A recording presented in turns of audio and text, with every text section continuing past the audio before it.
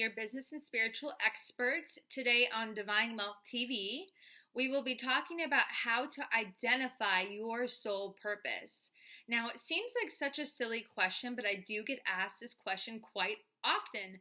Michelle, how do I identify my soul purpose? How do I know if I am doing what I'm meant to be doing here in the world? And it's actually a very common question, so don't feel silly, because there are identifying factors that can really show you where you are in your life. So there are physical signs, there's emotional signs, there's all these little tricks that will tell you if you're on the right path. Now, I believe that we are predestined and pre-wired to have a soul purpose here. And so everything is meant for our discovery of this soul purpose. So there's little clues physically, emotionally. There's so many different things that will guide you along to finally arrive to your soul purpose. We are meant to discover and carry out our soul purpose by God.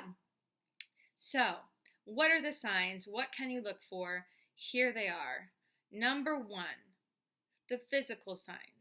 Just like falling in love, where you get that nervous stomach feeling, you feel butterflies, you might have a hard time concentrating, you feel this surge of energy through your body where you're just so excited, like a little kid.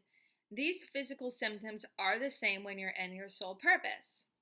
Also, you will feel maybe goosebumps, like you are close to something that you've done before.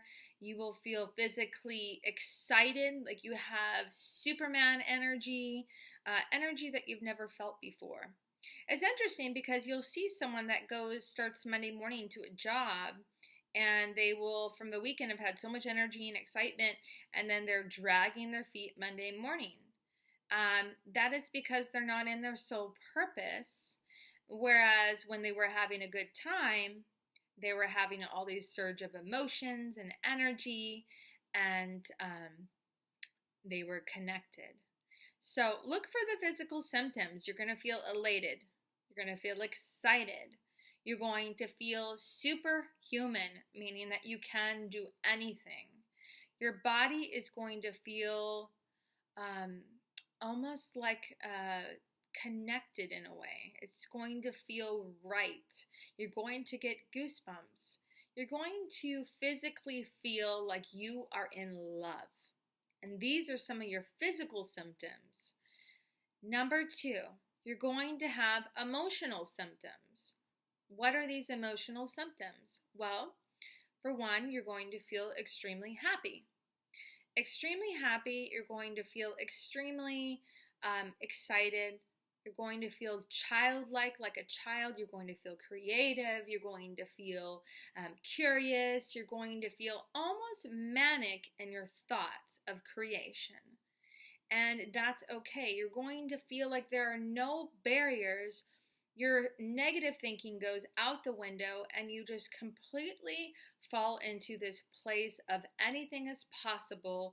You don't see the barriers. It's just a free-for-all of feeling good. And you're just going to be able to do things that you never thought were possible because your emotional vibrational state is so high. Again, God has made it this way so you can actually go into your soul purpose, and that you'll have clues and symptoms along the way that will keep you pushing along. Number three, it's going to defy all logic. So you're going to have things happen to you in your life that are going to defy logic. For example, you might get sick one morning and feel like you cannot function that day for your job. However, if you're in your soul purpose, you might get your butt up and be like, this is not happening. I am going to create this because my soul is pushing me along. And if I don't do it, I wouldn't be able to take it. You're going to have abundant opportunities with money. You might meet your partner somehow spiritually along the path. You're going to have divine things happen in your favor that defies all logic and all reason. And that's how you know you're in your soul purpose. So number four, you're going to feel familiar. There is a familiar feeling when you're in your soul purpose. It's almost like identifying a long lost friend or love. You're going to feel like it's so natural. You're going to feel like even if you're an introvert, it doesn't matter. You could do anything with your soul purpose, and you can actually push yourself in different levels that you never thought were possible. So it's going to feel so familiar to you, these parts of your soul that come out throughout the process of being in your soul purpose. It just feels so familiar. It feels so comfortable. It feels like you have done this before. That is because we are pre-programmed before we come here. We all have a soul purpose, and it's a process of remembering. So again, you're going to feel very familiar when you're in this stage. So the next one is you're going to feel a spiritual presence. Feeling a spiritual presence, whether you're one religion or another, you're going to feel a divine presence in your life when you're in your soul purpose. It is a given. You're going to feel like someone is tugging you along.